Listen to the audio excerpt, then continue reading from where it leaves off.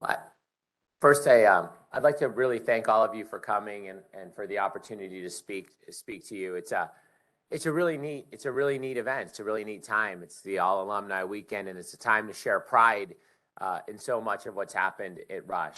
And for each of your programs to understand the contributions that your programs and all of you have made, and to celebrate all the incredible success is really a joyous occasion. And it's a lot of fun. So I really appreciate that we're all here, and I'm going to do my best not to bore you.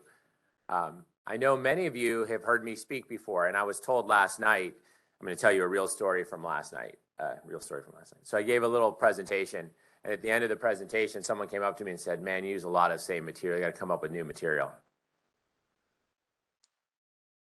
99 out of 100 times that would not bother me, but I was with my 11-year-old daughter and my wife, and they were both like, "Oh yeah, we should work on that," when we went away. So if you've heard this before and you're critical of it, please direct your criticism to someone else.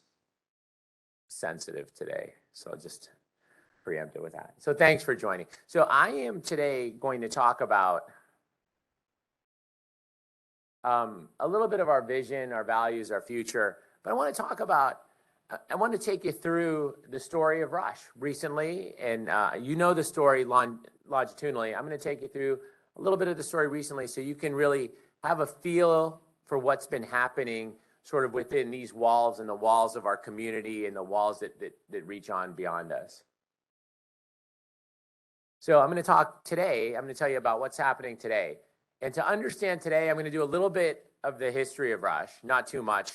Those are boring conversations. That's what Peter Butler and Larry Goodman and Tom Deutsch lecture you about. They can talk to you about how buildings were made and where aqueducts were put in and things like that. And Dr. Bonomi could talk about what he was doing when that happened. But it's important to understand why we were able to do the things that we did, because they were built on a foundation on all of your shoulders and on the past. And the foundation was so rock solid, it allowed the institution to do some amazing things. So we'll talk about those things today. And we'll talk about the challenges that we have today in healthcare and the challenges that are real. And that shapes what we're going to do tomorrow. And then I'm going to pointedly explain how we can all help, how we can work together to try to solve so many of the challenges that we have. Before I do that, I want a chance to show you a video that we made for some of our other events, but really highlight some of the experience. And I'm not going to set up the video beyond just playing it, and we'll talk about it after.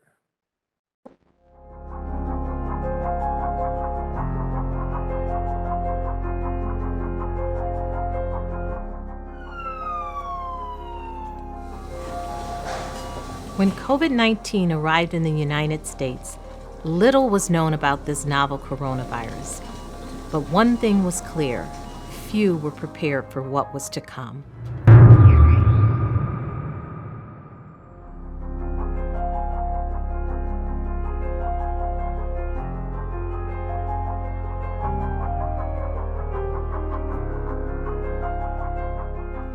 Dear Rush community, this has been an incredible period in our history as a nation, state, city, and hospital community. It has been 3 weeks since we organized a command center to prepare for a surge of infections from a disease that has afflicted cities across the world. We are built for this challenge, and we have prepared to an unprecedented degree to be ready to meet it together. You are on the front lines. Together we are fighting, and everyone around us is depending on us. Medicine is a calling. We have a mission, and we cannot fail. 10 years earlier, the now iconic tower opened to great acclaim. Financed in part by an outpouring of philanthropic support, it wasn't just a new hospital building, but a revolutionary structure built with foresight.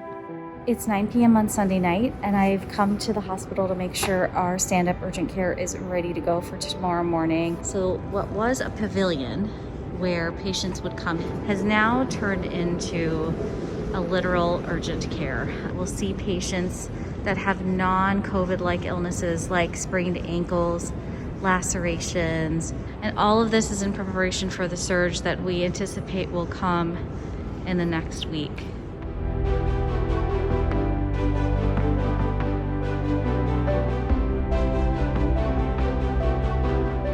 Other hospitals transferred hundreds of COVID-19 patients to Rush. many from the city's historically marginalized communities. Our expert care resulted in the same outcomes as patients who were admitted directly. And Rush utilized novel techniques fighting COVID that were quickly adopted by hospitals across the country. We also went out into the community, to homeless shelters, to protect those most at risk.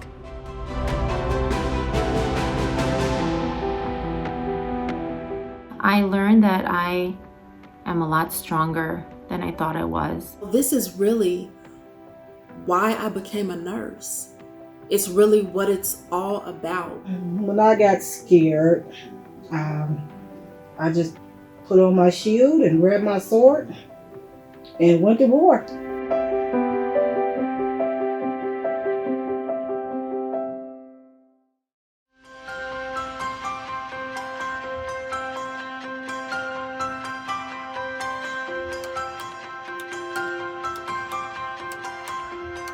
There is a light at the end of the tunnel, and you guys were the light every day, so congratulations, all of you.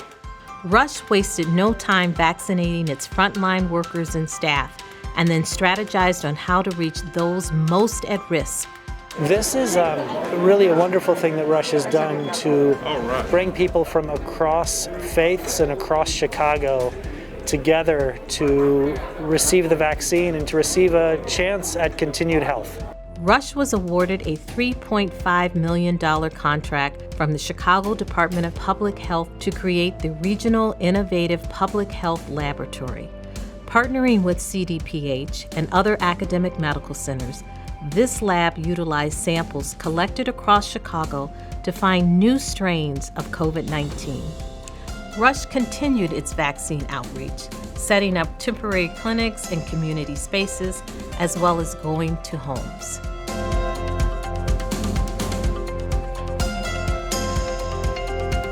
Rush University Medical Center is worthy of recognition. I'd now like to welcome up Rush University Medical Center CEO Omar Lateef and Dr. David Ansel to accept this award.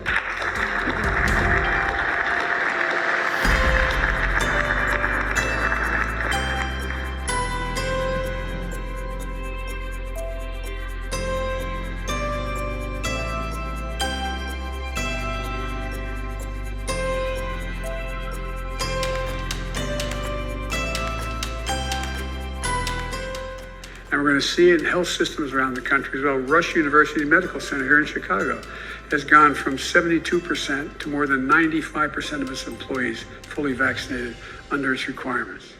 These requirements work.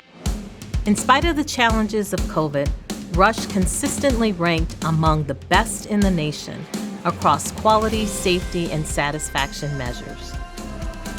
We really owe you a debt, and I try every time I get a chance in front of a camera or a microphone to tell people and remind people about what you've done. So I'll be your advocates forever and ever. Rush was ready for COVID. Thanks to the foresight and generosity of those who came before us and the extraordinary leadership and commitment of our entire Rush team. For months, Rush stared down and met every hurdle that COVID tossed our way. Our response to COVID showed the world how Rush can and will meet every challenge both today and in the future. We will meet those challenges with innovation, determination, and a commitment to do what's right for our patients and the communities we serve. Something that makes me really proud as a staff member has been the dedication. Dedication and commitment from the organization overall. I was there in the COVID drive-thru when it first started, and one thing that I really liked was how the organization kept us informed. I love the commitment to community, as well as the intentional efforts to increase health equity. When I wake up in the morning and at the end of the day, I love being a nurse, and it makes it even more special that I'm a Rush nurse. From a EVS worker to an MD, Rush values what you do and how you do it by investing in their futures and supporting us to be all that we can be. What makes me proud to work for Rush will have to be their eye care values, because they're values that others and myself can relate to. What makes me proud to work at Rush is knowing that our shared governance structure is a pathway for nurses to get involved and make decisions that ultimately impact our practices to allow us to continue to provide excellent care, which is what Rush Nursing is all about. We really have the best staff. We really come together for our patients as a team, and I just love it.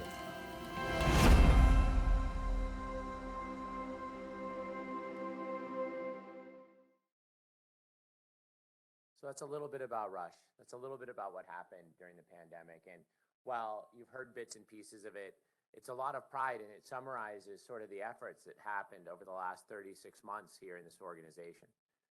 We'll touch on that in a little bit, but I'll take you through just a couple of the statistics that you can see here. I'm not going to certainly read on this, but what you see is Rush has an incredible amount of financial stability. We've done well in terms of increasing our patient load. We have a huge number of employees that work at Rush. We have a huge number of students that work that are in the system. And despite all of this, our university has 10 nationally ranked clinical programs. The healthcare system is third in quality. And in financial terms, we're just as solid as a healthcare institution could really be right now. That's what this slide says, and I'm happy to furnish this slide or share any of these slides with any of you as you leave to paint a picture, a snapshot of your own organization. Today, we're celebrating 5 decades of excellence. In 2022, this is the biggest incoming class Rush University has ever had. This is the next generation of healthcare leaders. And this is the next generation of healthcare leaders that are learning from teachers, teaching through innovative ideas, and teaching a generation of people to be the change that healthcare will need, not just for the next 3 years, 5 years, but for the next 5 decades. We have growing clinical research on both scope and scale, and there's 10,000 reached through community service. The Rush BMO Institute of Health Equity is not only formed, it's not only invigorated with external cash infusions, it's probably one of the hottest areas that we have right now to raise money. People are fighting against inequity, and Rush is leading this charge. And with all of that, and with all the pressures that are there, it's very important to recognize that Rush will always be mission-driven. It is incredibly easy to have an equity mission. It is incredibly easy to believe that you're going to improve outcomes in disparate communities or offer mentorship programs or teaching or educational programs that don't cost any money when you're making money. It's incredibly hard to double down on your mission during challenging times. And so it's very important to understand that that's what we stand for, and we believe that actions will speak louder than words. So these are the actions. So my predecessors, and this tells you a little bit about the past, believed that part of the mission and what's so worthy it should be codified in our mission statement is that we would have equity as a core value in what we believed in and what we did. It's a part of the lens of every program that we create.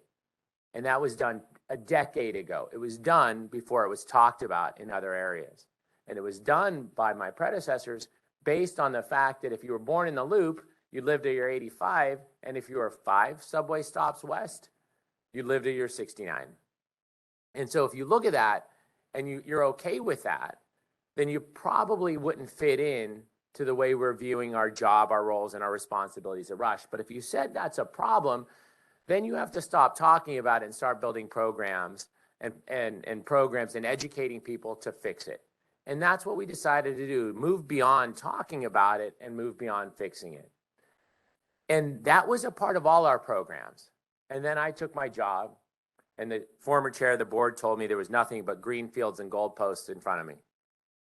I was handed a stable institution that was profitable, that had a phenomenal foundation, and that it was truly built on the shoulder of giants. It had a strategic plan that made sense, logical, and organized. And then the pandemic came. And when the pandemic came, all of logic in healthcare went out the window, but something else came up. All of a sudden, what you had to go and spend hours talking about inequity in healthcare, people suddenly started to understand. Because you saw data that showed 3 times higher mortality in the city of Chicago, in the state of Illinois, in the United States of America of COVID patients if you were Black or brown. So I want to revisit that equity was called out in our mission of our university, of our hospital, of our entire system. And so this became the time to double down on our mission. And so we sat together as a community and decided that we would live our values and wait for the world to capture us later. And we would sort of open our doors and take the patients that were the sickest from the communities that needed the biggest help, the most help. So we started our day from a command center asking for transfers. And we didn't call, we called the safety net hospitals, and we only asked for the sickest patients they had. So if you didn't look, we would literally call and say, who coded last night that you think can turn around if you could put them on ECMO? Who coded last night that you think you could send? So we at one point had 40% of the ICU patients in the entire state of Illinois were at Rush. And your institution built a giant ICU.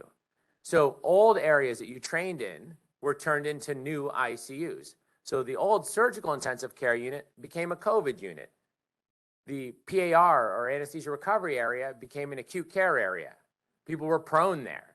The areas where you may have trained 31 years ago, like the anesthesiologists I was sitting at lunch with, to 2 decades ago, were revitalized into cutting edge COVID units, but we didn't want anybody that we thought was gonna get better.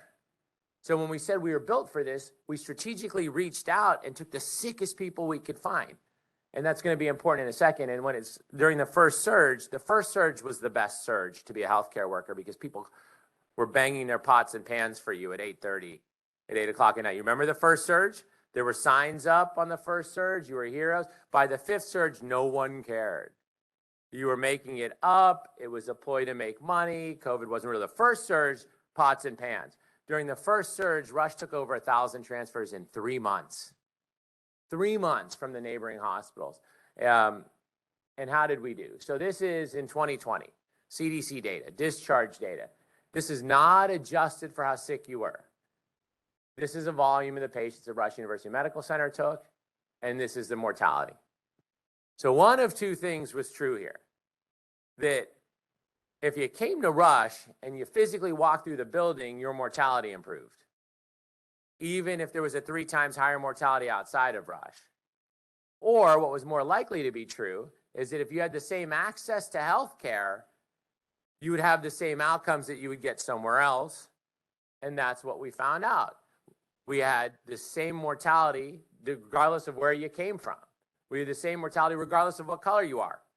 So here's a shock. ARDS responds to event regardless of the color of your skin or regardless of your socioeconomic background. You just need to get on the vent at the right time. You need to get proned at the right time. You need to be started on ECMO at the right time. And so our outcomes were exactly the same. And so when it was said and done, actions mattered. And that's what happened. The community really came up, and the community showed up. There was one day where a giant truck came down and it had Girl Scout cookies in. Nobody called me that day. There was another day where a lot of people came complaining because they didn't have access to masks. Everybody called me that day. That's what I learned about my job. I show you a slide of just a small example of different people that came. You see in the top right corner, Lil Durk came. You see in the so you came from the greatest hip hop stars of Chicago showed up to say thank you, and at the same time, you saw the former mayor came to say thank you. We would have a close-up picture of the mayor, but once he realized we were all treating COVID, he wouldn't come near us. He literally put the food down and walked away, and then got into a series of cars. But we're not judging. The academic programs at Rush are simply the best in the nation. If they're not already, it's because people don't know what they are. And we have to do a little work to highlight the work that's happening. These aren't statistics you see in other universities. And we're so damn humble, we don't even talk about it.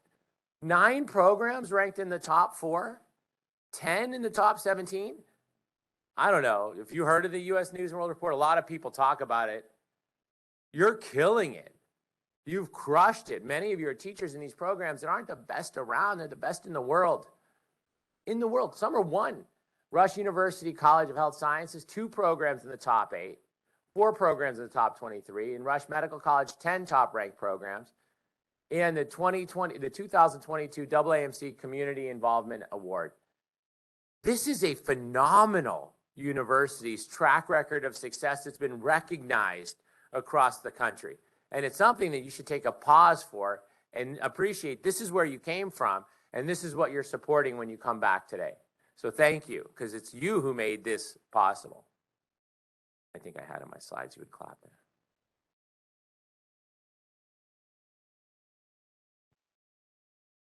Dr. Goodman didn't have to. That's a clapping for you. Dr. Goodman didn't have to prompt people. We believe we lead and others follow. These are some of the awards the healthcare system has won. We're an honor roll hospital. And if you look at the other honor roll hospitals, we are less than half the size of the next largest. This is an unfair ranking. We've published articles about it, but you could publish articles and people like it. It's much easier to write an article when you're in it. We are in the top 20 in the United States of America. There are 4,700 institutions that submit data to this and over 5,000 healthcare institutions in the country. We're in the top 20.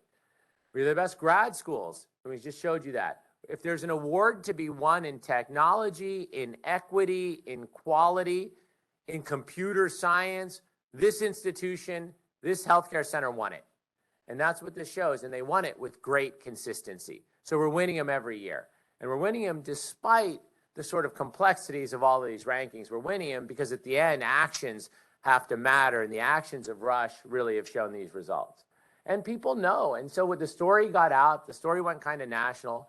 We went from sort of being a local hospital to being a national hospital and even an international hospital. And most importantly, I, Omar Lateef, was invited to do an interview on WKBN in Youngstown, Ohio, which is where I'm from. So everybody in my high school got to hear me. So I did tell the media office I didn't want to do any interviews except in Youngstown or in Pakistan. So my parents would like those and I would like the Youngstown one. So let's call out for Youngstown.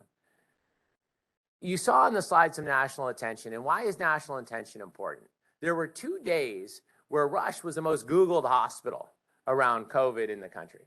National attention matters. Oprah Winfrey heard about some of the work being done at Rush and sent a check. We were losing during the height of the pandemic between $8 and $10 million a week. I'm not a finance person. That's a lot. $8 to $10 million a week. It's a lot because I didn't know what would happen after. So you'd stop sleeping because you didn't know if you were going to be caught. And you knew other institutions weren't losing that much. But it mattered. And so it mattered to the governor. We had 2 Secretary of Health visits. We had a president who actually mentioned our name on national TV. And the reason that meant so much is because people were tired. People were burned out. People were frustrated during the pandemic. So these things mattered a lot. So we walked Secretary Azar around, we made him go everywhere. We were like, no, you got to come one more unit. You just got to say hi real quick. You got to say hi. You got to say thanks. So it was a period of excitement and great enjoyment. So when I talk about today, it's impossible to talk about today without talking about the pandemic.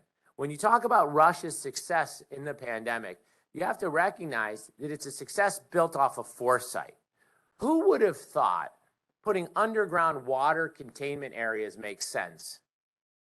Who would have thought putting oxygen containment distributors in columns in a beautiful building is logical? Right? Who would have thought any of that? Who would have thought taking a weird looking cauliflower, trying, I don't know what kind of clover thing we put, where you could press a button and change airflow from one direction to another would make sense later. Or having an ER ambulance base so big that become the first forward triage area in the United States of America. That you could separate out respiratory, non-respiratory patients. That you can tap into oxygen containment units in a pole and make an urgent care center. And you could do all of that so that you can take care of thousands of patients that would not have had access to the health care that this building was built for. But being built for something structurally is one thing. Being built for something culturally is another. The culture at Rush is from the people at Rush, from the people who built those towers and from the people that took those transfers in on Christmas Eve at 2:30 in the morning with a white count of 0 that said, that's fine, we'll take them, this is what we do. And it all came together, and it came together to explain what Rush is. That's who Rush is. It's a team of, it's a family. It really is. It's a family where medical students and nursing students were swabbing people in homeless shelters, where we would sit in a command center and somebody would turn in a receipt for hotels to put COVID positive people in. Like, that made sense. But it all came together because it was the culture and it was the structure that merged to make the perfect combination. But that led to some challenges, and that's what I'm going to talk about now. Because when it was said and done and the adrenaline wore off, there were some people that were tired. There were some people that were run down, and there were some bank accounts that were pretty empty. And I learned a lot about finance. So here's what I learned about finance, and here's what I learned about leadership. So we're going to talk about me here. When you're winning an award, there's a lot of people that are excited about it. When you go to the finance committee to present a $242 million loss, everybody says, well, you'll present this part. You got this, right? You'll present this part. And so when a 2-hour meeting becomes 3.5, and you learn words that no doctor should ever learn, like debt covenant, right? And I would talk to my neighbors, they were business people. I'd be like, hey, you know about debt covenants, right? When you learn these words and you understand what they are, you realize that there was a price to pay for being mission driven. There was a price to pay for taking 15 transfers in a unit in one night and 4 died by morning. There were people that were tired. And so here's what happened in America. Here's what's happening in all of your facilities that you work in right now, if it's a Rush or not a Rush. We just asked people to come to work day and night, to work harder they've ever worked before, to take transfers in from the community, to sacrifice so much. And then they went home and we didn't know anything about it. Half of them took their clothes off in their garage. They walked into their house naked, didn't want to hug their children, went upstairs, took a shower, were scared. And then when it was said and done, when lives got saved and awards were passed out, we cut their salaries as a country. We took the signs down that said healthcare heroes and said we made it up, right? And the world went crazy.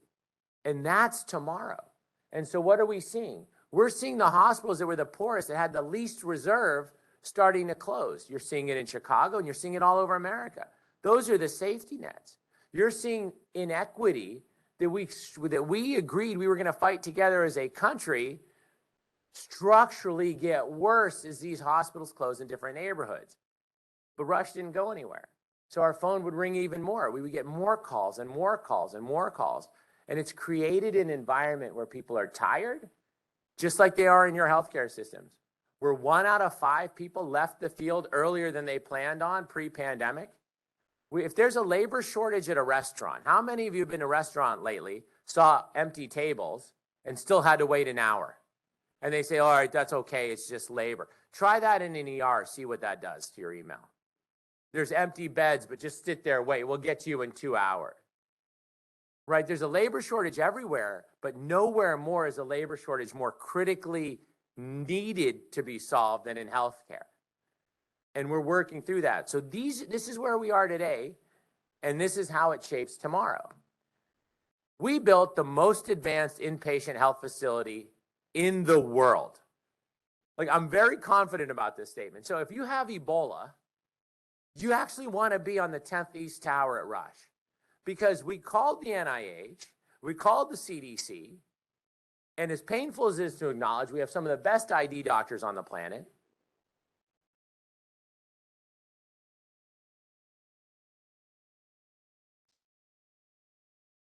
Who put a plan together after calling him and said, if you could rebuild a unit, what would you make it look like? Who does that?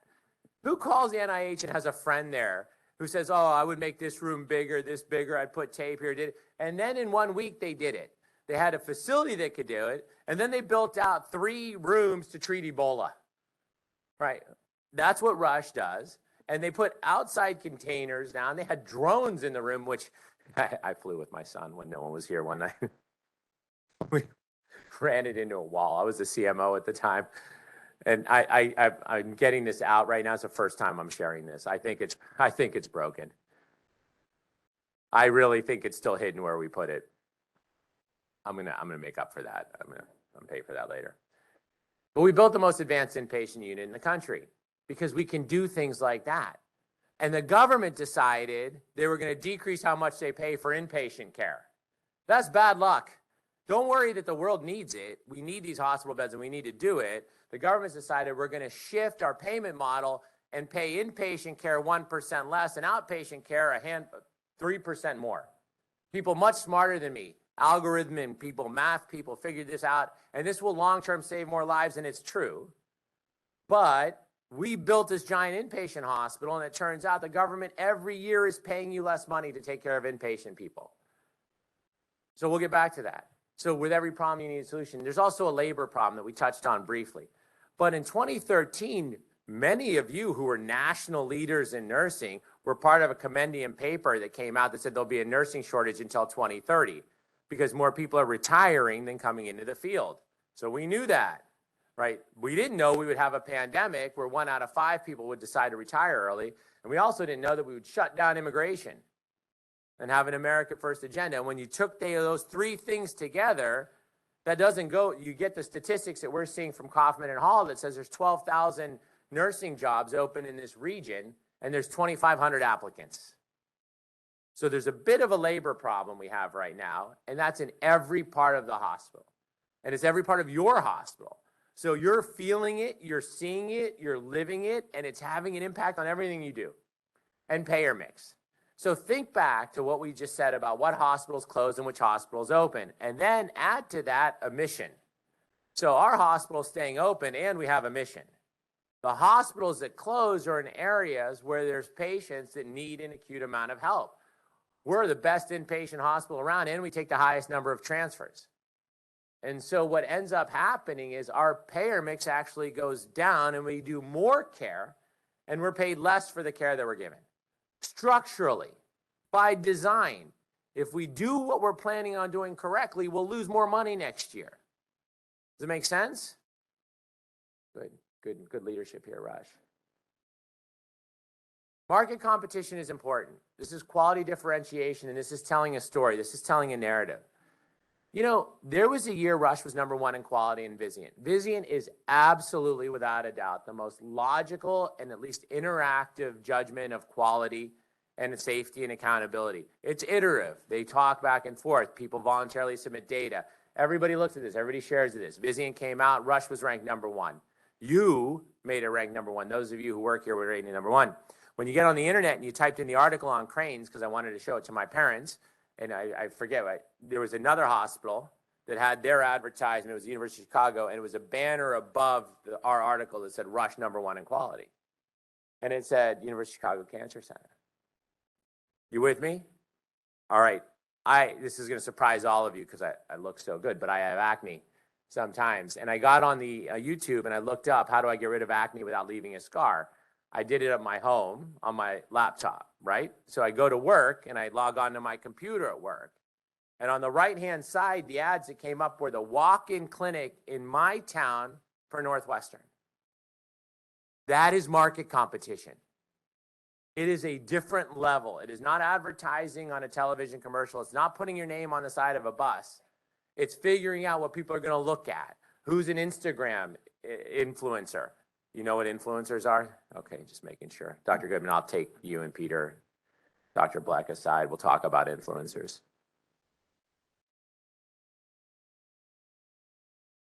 If we don't ensure that people know our story, as humble as we are, it won't help us long term.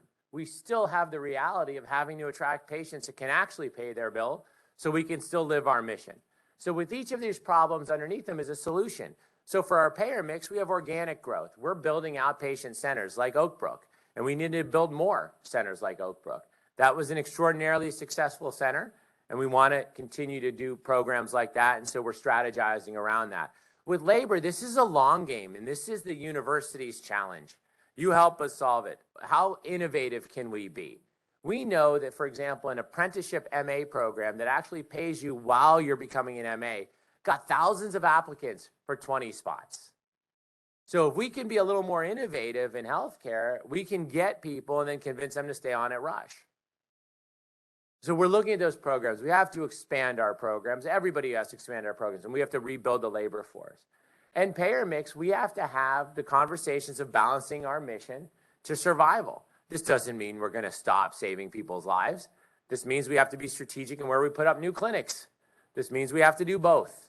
It means we have to be able to have an honest conversation about what we're going in where, because if all we did was take care of patients that were transferred in without any insurance, we wouldn't be able to take care of anybody. And so we just have to balance our mission. And for market competition, we have to rapidly evolve in that tech world that exists everywhere outside. And we're doing that right now, because what you see with the market, which is so amazing right now, is some of the best outcomes aren't at the academic medical centers, because all of you train people and they're just as good as you, and they're in an area that has a free parking lot and no traffic. So why do you get on 290 to come to Rush anymore if you can go to Silver Cross and go to a 3-star heart program? Or if you can go further west and get the exact same outcomes you're going to get at Rush, Northwestern, and the University of Chicago.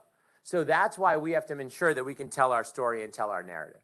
And we're excited to do that because we have a story to tell. But there are times where I tell the story that I'm telling you now that people have never heard it. And that's tough. It's tough to hear. Or people think other people who haven't done it have done it. That's just painful. And all of you can help make sure that doesn't happen. I'm happy to provide data for that at any point in time. Regardless, you have to expand clinical excellence. Like regardless of what you do, you have to grow clinical programs. So in our organic growth strategy, you can't just go obtain space. You have to obtain clinical space and put phenomenal programs there. Tell the narrative of those programs. And we're doing that. We're expanding west. We're hiring aggressively. And we have to invest in phenomenal clinical talent.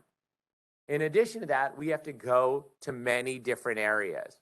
People have told us in those surveys that you get when you fly on an airline and you land and they send you a survey for 3 minutes and then they ask you, do you want to do 10 more minutes? Why'd you choose that airline? Well, we do that now in healthcare. It took us, we're about 2 decades behind every other industry, right? Other industries have figured out how to segment their market. Other industries have figured out how to solve all these things. We haven't done that in healthcare. But as we do that now, we know patients want to stay near where they are. We know that patients want to get their infusions near their house. We know that they want to park for free and get a cup of coffee, right? At Rush, we make that hard for you. Have you been through the parking garage? It's all right. We're in downtown Chicago. Have you been on 290? Right? Have you been on 90, 94? There's no easy way in. There's no easy way out. And every part of your trip is like adds to your anxiety and stress, and you're already sick. So we have to go where the volumes are. So we're expanding the West Loop, and we've expanded in Northwest Indiana. We're forming new alliances that have to be aligned with who we are. So if we form a new alliance, we can't do it with someone that doesn't believe in us. So we're doing that, and we're finding a fair amount of success in doing that. We have a great story to tell, and we're selling that story. And we're investing in our future. The Rush Cancer Center in the Joan and Paul Rupschlager building is just one example. We've combined with specialty hospitals, and we've expanded our regional locations all over. We know that the more spokes you have, the busier the hub can get. But we have to make sure that there's clinical excellence everywhere, and we have to make sure that we have the labor to put them in those places. If tomorrow we open 3 more Oak Brook centers, we don't have MAs to put in them. We don't have nurses to put them in. We don't have doctors that want to drive out there. So we have a lot of work to do, but we also know that society wants care where they are, and we have to figure out how to provide that care. Academic excellence can't be forgotten in who Rush is. And we tend to do that because there's so much going on. Rush University leaders keep getting named every time you open a newspaper. And I think, I haven't done this study, but I'm positive more Rush leaders get recognized in the community for the work they do than leaders in any other medical center. So here you see Rukia and Angela just as examples of notable leaders in community development by Cranes. They're not telling you what endothelial cell dysfunction is in the lung. They're telling you how to save people's lives in the community. That's part of what Rush does. And as an aside, we can also tell you about endothelial cells in the lung. Our financials are solid, but they are not great. But it's not our fault. And here's what I want to say about that. The university's year-to-date results are better than budget. The 23 enrollment is better than the budget that the summer predicted. And cumulatively, we keep winning more research awards. And so when I say it's solid, it's solid. Could it be better? Well, I don't think you would invest in a stock that was going to increase 1%. That's what healthcare is right now. That's what universities are right now. So we're solid, but we're growing. And if you look at the research, that is a phenomenal growth that occurred during the largest pandemic in our country's history, during one of the greatest healthcare recessions in our nation. That's what growth we had. And so that to me is extraordinarily exciting and extraordinarily stimulating for the future. This is NIH funding. NIH funding is growing dramatically as well. So unfunded work is becoming funded work here. Publications are coming out and awards are being won, and it's just fact. And it's something to take a tremendous amount of pride for. And the university is taking a front and center role in workforce development. I mentioned we developed clinical rotations across Rush to grow university and expose students to future employers. We have advanced strategies in which Rush pays tuition in exchange for years of service. We're exploring how to do this even more. This is, think back to what the military did. If you agree for every year in the military, they'll pay for a year of your school. This is what we have to do and how we have to think. Doesn't mean it's easy, it's complicated, it's out of the box, but we're getting there. And we're going to continue to nurture partnerships with colleges and universities to expand clinical placements, certificates, and dual degrees. These are our relationships with the community colleges. These are our relationships with some of the vocational training programs, pipeline programs, even going into high school. These are critical programs, and we have to bring continuing education to Rush, continue the simulation center. I mentioned leading edge research, but we don't talk about it enough. But here you have just an example of our President's Collaborative Research Award winners. We have the BMO Institute for Health Equity Research Scholars. We have stars where you look both in the clinical space and in the research space. And we need to spend more time sharing this narrative. And in addition to ensuring academic success, we need to retain the people we recruited at different levels. So as we recruit people, we need to retain people when they come here. We have to increase, to do that, we're challenged. We have to increase our faculty support for research, training, and mentorships at a time where it's hard to find that support. It's hard to find that time, and we acknowledge that, but we have to carve it out. We're going to continue to pilot innovative workforce initiatives to address the gaps. And this is what we're doing with programs like our mentorship program. And we have to figure out how to create wellness programs that are actually wellness programs. We put a job in for a wellness coordinator. We had thousands of applicants. They were from every background, and we're trying to get this right.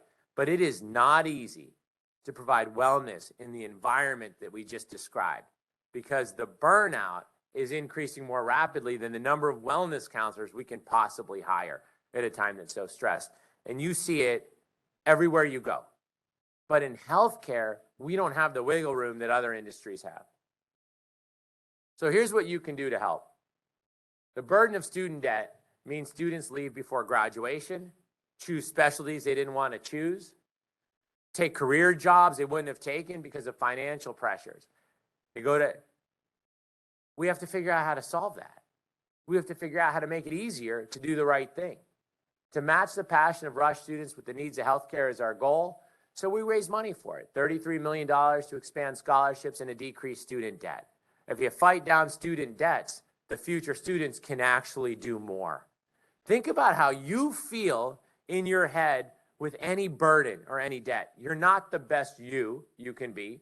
You don't make the career decisions you might have made otherwise. So our goal is to put people in the jobs they want to change the world the way they want to change it with the Rush mission in mind. We believe that we should collectively celebrate our excellence together. Thank all of you for coming, and thank all of you for hearing me out during this time, and I'm happy to stay on stage and answer any questions.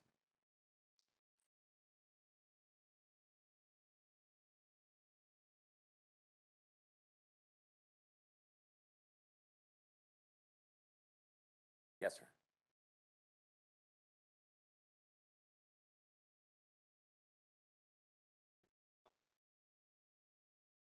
I forgot to introduce myself. I'm Ben Niccone, class of 1982, Rush Medical College. And could you comment on how Rush managed elective surgical cases during the height of the pandemic?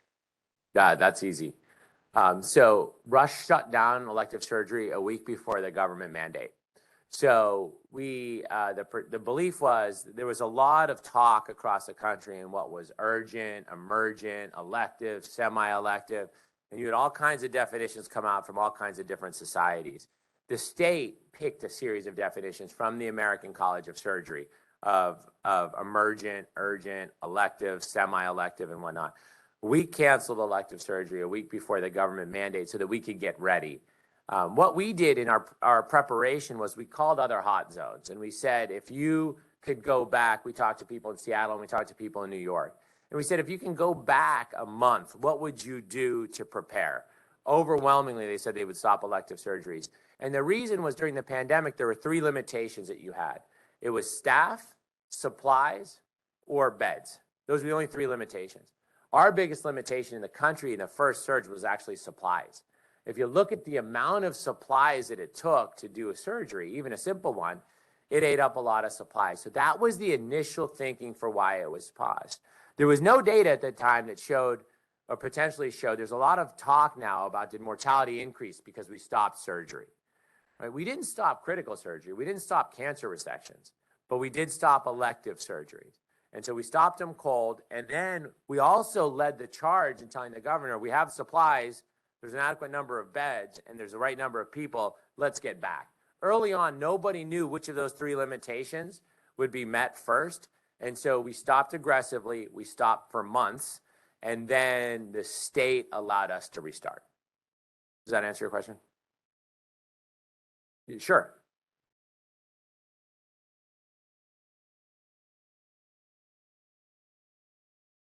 So they worked. So they worked in different areas. And so one of the neatest things of the pandemic, every part of the pandemic sucked. So let me just start out with that. One of the only things that came out was a sense of camaraderie or teamwork. We had, for example, orthopedic surgical residents covering different units. We had different specialties of people that weren't busy, volunteering, asking what they could do to help. We had people swabbing nasal passages in testing centers. We basically would start the day. We had this whole command center, and one of the things we had were the volunteers. And then we had the unfilled roles of what we needed people. And we would just ask anybody that was working, or that wasn't working or busy to go do those roles. So we tried to line them up. So we tried to put people to work as best we could.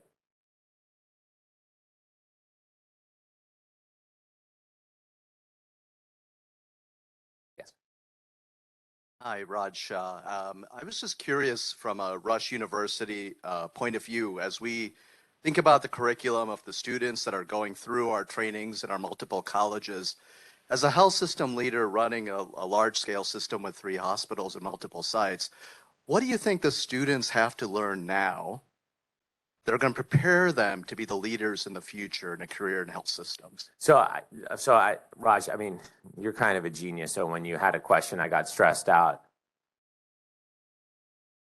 I don't think that's fair. All right, this question's really easy. Healthcare doesn't make sense right now. And when I say it doesn't make sense is the more, if you put a moniker down and said, I'm just going to do what's right. I'm going to be the CEO of Rush. I'm just going to do what's right for patients no matter what. And I'm going to run the hospital based on that. We will go bankrupt in like 10 minutes. Because if we did what was right, we would dramatically change food programs, hiring programs, because healthcare is about total human care. Young people are amazing at calling us out for stupidity and dogma. Young people don't care what the norms have been historically. They'll sit there and look at you and say, so when you build a new building, a young person will say, why are you putting a real wall there? Why don't you make a mobile one? And if you think about it, that's what would have helped us a lot for COVID. Why did Rush have such a great COVID response? Because the last generation of leaders at Rush had the foresight to build an agile building. The future healthcare leaders have to have an agile mind. You can't be locked in the dogma of what healthcare is today and say that this is how we're going to judge good versus bad. Good access, bad access, good quality, bad quality, good patient experience, bad patient experience. The young people are going to figure out that the dogma that regulates our rules are so dumb they have to blow it up. Because we can't change within the sort of protocols we're in today. Like as a healthcare system, we're judged by the code you write when you see a patient. You see a patient, you write a code. Someone says you're good or bad if you pick the right code. If you spend an extra 10 minutes, you'll get extra codes and you'll look like a better doctor. Only you didn't talk to the patient. So Raj, what I love about young people is they'll look at that and say, that is the dumbest, are you serious? And then you try to tell them there's a whole group of Congress that took a subgroup that hired a group that did this. And Yale, I'd argue, Raj, I'd argue they're your friends. They're your buddies at Yale, at the Yale Corps that tell you this is what good or bad is, right? So agility. Raj, it's agility in how you think is healthcare. You just can't, we can't do it the way we're doing it today because the math doesn't work and the logic doesn't work. Today you have sick people in this country dying from diseases that are easily treatable. You have sick people in the world dying from diseases that are easily treatable. Cholera is still one of the leading causes of death in the world. Treatment's Gatorade, right? So, like, I think we take a step back and we say, how do we change our way of thinking? And that's how you have to approach all people training in healthcare today. Their courage to think outside of the norm of what we've created is going to change healthcare. Yes, sir.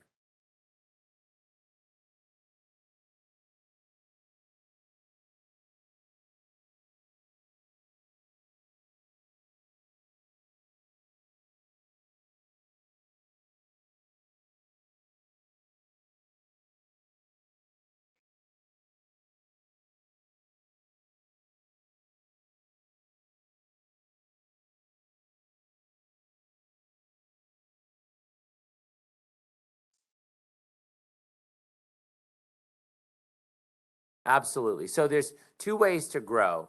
One is, let me make sure. I still have some time, right? Because, yeah, good. All right. All right. So there's organic growth, which is bricks and mortar buildings. I'm going to put a brick and mortar building up, and that's going to bring patients in a hub and spoke. And patients want that. There are patients that want bricks and mortar. And then there's bringing patients in from other geographical areas in other ways. We have to do both. So for bricks and mortar, yes, we have to expand. That is very capital intensive. It costs a lot of money, and it doesn't have an immediate return. So if you have a ton of money, you go put a ton of clinics up in great neighborhoods, and they're going to make money in the long term. But in the short term, they won't. And right now, in the short term, the challenges I laid out for Rush, we don't have a vault like some other institutions have of just billions of dollars in buckets downstairs. If we did, we would do it organically. That's bricks and mortar. What we do have is a little bit of innovation and ingenuity. So I'll just tell you this story really briefly. I've told it to many of you before. It's about my daughter. She's a high jumper, but she's not a good high jumper. So if you're not a good high jumper in high school, you're done after the first height. You understand what I'm saying? Like you jump the first, then they raise the bar, right? She doesn't make it to the second bar. So she has a high jump tournament at 5 o'clock. And I had to go to New York for a meeting at noon. So I needed to be back from New York at 5, because if I got back at 5:05, she's done. All right, I had to be back at 5. I have free miles at United. I get on the United app. I can't guarantee that I can go to my meeting at 1, get back to the airport, and be back in the suburbs at exactly 5 o'clock. But Delta has a flight every hour, and apparently I can do that. I never fly on Delta, but I'm from Youngstown, Ohio. I have a free ticket. It hurts me to not use a free ticket. I buy a ticket on Delta. I download the Delta app. The morning of my flight, I get an announcement. I get an alert that says there's an accident on 294. You should leave early. I'm looking at my phone like, what? How's my phone know? Right, I get on 294. I get there. It tells me what the line is for security, how long it is. On my app, unprompted, it's telling me. I must have said yes when I downloaded the app. I don't know. It tells me what the line of security is. I get there, and it tells me how far I am while I'm drinking coffee from walking distance to my gate. It tells me when my group is boarding right before they make the announcement. You guys probably all know this. You probably all travel. You're looking at me like, why is he telling me this story? Well, when I landed at LaGuardia, and LaGuardia has been like a hot mess for the last decade. And I land at LaGuardia, and it tells me what rideshare wait time is versus taxi wait time is. The one commodity you can't get is time. I thought a taxi was always faster. It tells me a taxi is 25 minutes. Rideshare is 4. I'm like, wow, all right. I'll just link to rideshare. I get to my meeting in New York. The meeting ends at about 12:45. I get back on the app. It tells me what the traffic is. Right, I get back to the airport, and without talking to a single person, I'm on the soonest flight. I landed here at 3. I'm back at the track meet early with another cup of coffee. A week later, I have to fly out again. I decide I have to go to, I go to Delta. I still right now, 4 months later, have that free ticket at United. So I'm a United guy, free tickets, all my points. I've been flying Delta because of an app. Right, so how do I get patients from the North Shore into Rush? How do I get patients from a better payer mix into Rush? If you could download an app that actually was easy to use in healthcare, that didn't require your birthday 7 times, right? That said, come here, told you there's a lot of traffic on 290. Click this button to pay for parking, and then you can scan your phone on the way in. Then get buzz that says Dr. Bleck is running 17 minutes late. Here's a voucher for coffee on the Starbucks at Harrison's in Ashland. So you can go there, show your phone, get a cup of coffee. That is as good as a clinic. It is as good for bringing patients in, and patients will go out of network for that type of convenience. And when you get buzzed to see your doctor and you see your doctor and then you leave and everything is on here, and oh, by the way, you did not have to say your birthday 7 more times and you got seen, you'll attract patients. So that is inorganic growth. That is technological, that we're investing heavily in that right now. So we want to get geographically in your neighborhoods, but that is so capital expensive. We want to outflank other institutions in the city of Chicago. So if you work at one of those other institutions, don't tell anybody this. We want to outflank you. We want to be the most digital healthcare experience. And the last thing I'll tell you is if you've been to, raise your hand if you've been to RPM, any of the RPM restaurants in your life. All right, they were on Open Table. All right, they dropped off of Open Table. RPM found a 17% reduction in people making reservations when they dropped off Open Table. This generation of people don't talk to anybody.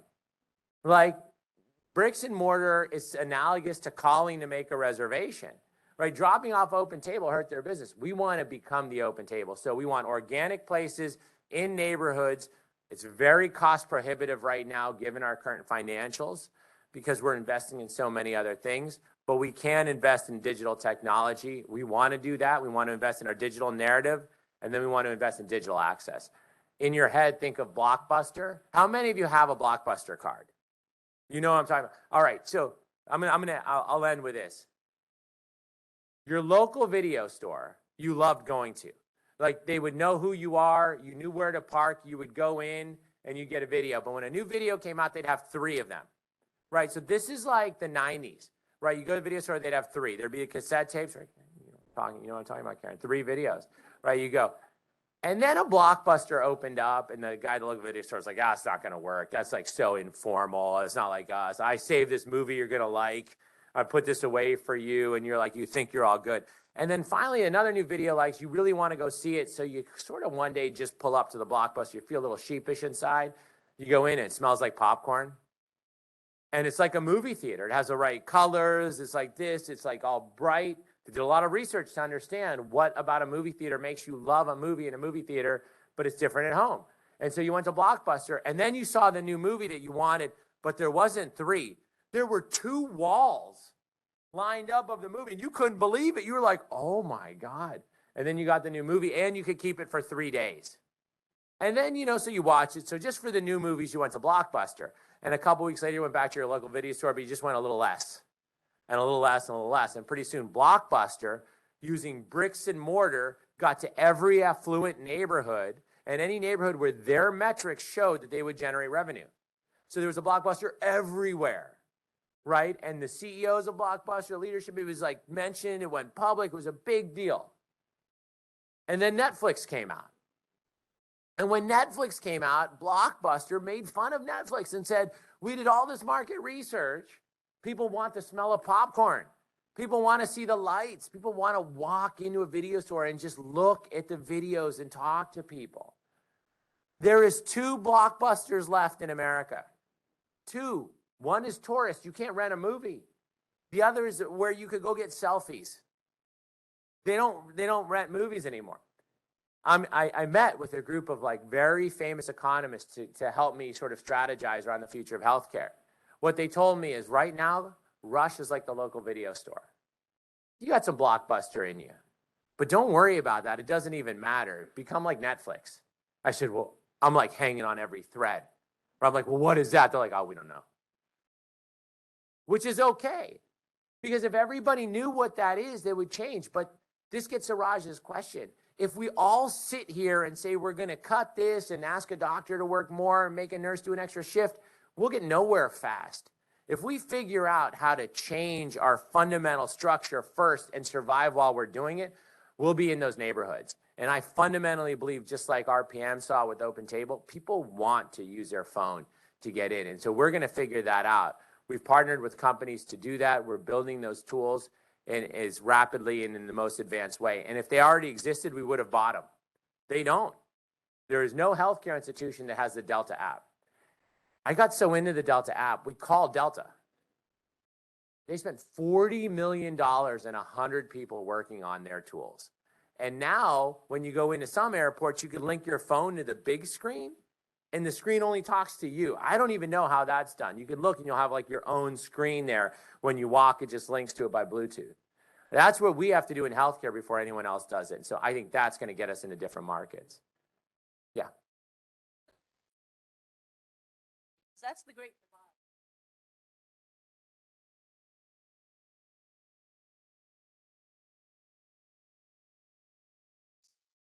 Not only, first, I love your question. So not only is it our future, the reason the video industry could change was because Netflix didn't have to survive. It wasn't a bricks and mortar building that said, we're going to change who we are, because they would have lost all their money when they were doing that. They were a startup that raised money from a bunch of other people, took a risk, and were able to do it. Healthcare right now, what's so challenging in healthcare right now, where we are in healthcare right now, is that we make money using a very standard model. I see a patient, I code for the patient, I get reimbursed based on that code. Anytime the model changes, we get all like, oh my God, what are we gonna do? Right? We go back, we have to revision, we have to rechange our entire structure, people have to get hired, we build all this red tape in it. So we have to figure out how to pivot and see patients at the same time, otherwise we lose all our money. So the question in reality is, what's your budget? Right now in America, the first quarter of health hospitals in the United States of America, 81% of hospitals lost money, 19% made money. You know what the budget is for a digital transformation at 81 hospitals right now? Zero. They have one, but they're all cautiously holding it because they have to pay their electricity bill. They literally, 81% of hospitals lost money. Kaufman and Hall predicted that by the end of the year, 54% of hospitals will have lost money. So 46 will have made money, right? So we have to figure out how to blow up the digital space, align money to that budget as rapidly as possible, and stay in that 19% of hospitals that are generating revenue, because our mission is so critical. So I can't give you a hard number. I can say it's in the tens of millions of dollars. If it's in the hundreds of millions of dollars, we'll do it faster. But healthcare doesn't have the cushion to do both at the same time. But healthcare could partner with industry and figure this out. And that's what we have to do. Yes.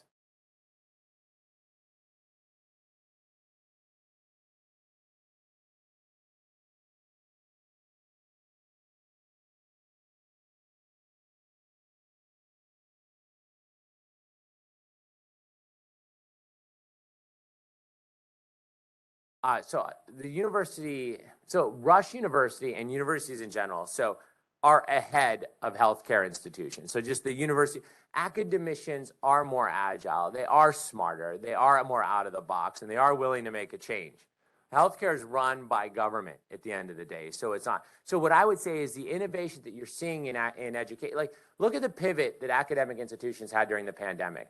They figured it out before anyone else did, and they had incredible success. The Rush University had incredible success pivoting during the pandemic and offering classes.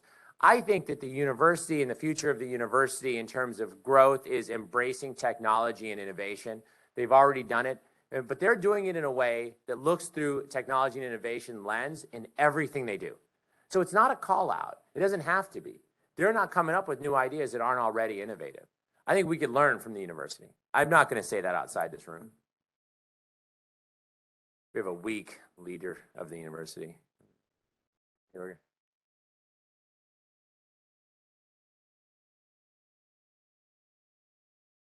I sort of not an expert in that. I can't answer that question. I could try to get some answers via email to you. And Dr. Goodman, you may know, or yeah.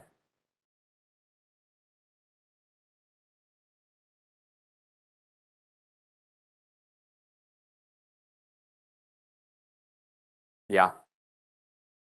The Death Star. Yeah.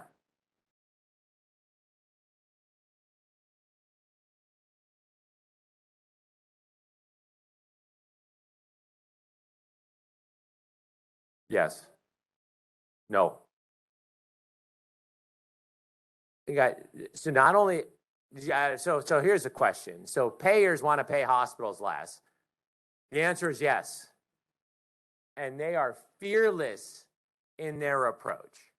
During the pandemic, payers downgraded bills that healthcare institutions sent for COVID because they said we didn't contract for COVID. We didn't contract for COVID because it did not exist. So if a green Martian came down and gave us green Martian disease, payers would say, we're not paying for that. You didn't contract for that. So I met with the board, my board, naively, and I call Dr. Goodman because I call him every time I have a bad day. So that's a lot. I said, can you join in on this call? And I said, payer has downgraded our code. That's on the wrong side of history. That's not fair. And they're all looking at me like, we're on this call for what? We won that because we threatened them on Twitter. We said, you're on the wrong side of history. You can't do that to us, right? But I learned a lot about the payer-provider interaction. It is payer-focused. It's where the money is right now. So it will take policy, national policy in this country to understand that this model has to change. You can't arbitrarily set fees based on how successful you are at lobbying. Like, there has to be logic. A 17-hour surgery that requires 100 units of blood can't reimburse less than a Mohs procedure. Maybe it does, maybe it doesn't. Sometimes it does.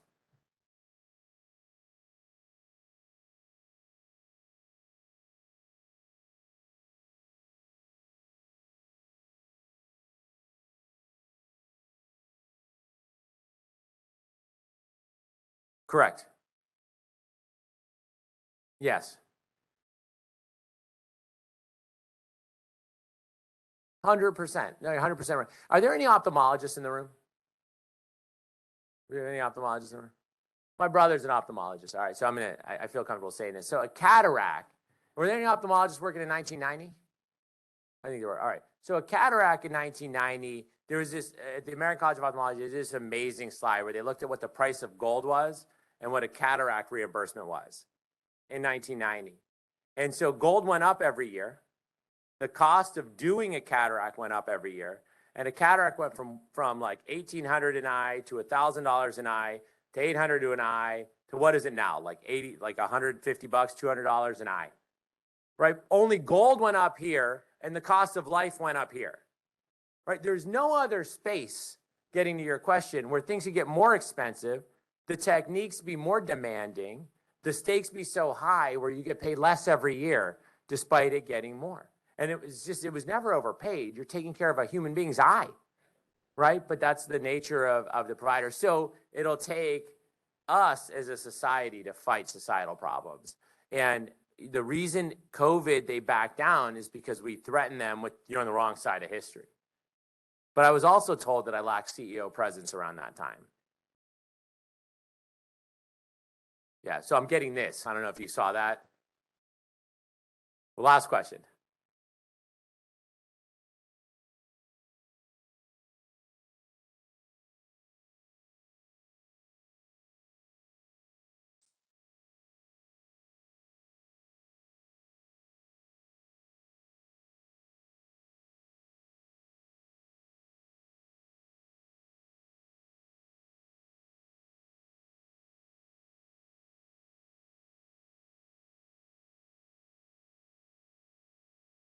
Yep. Yeah, so I wish I had an answer to your question.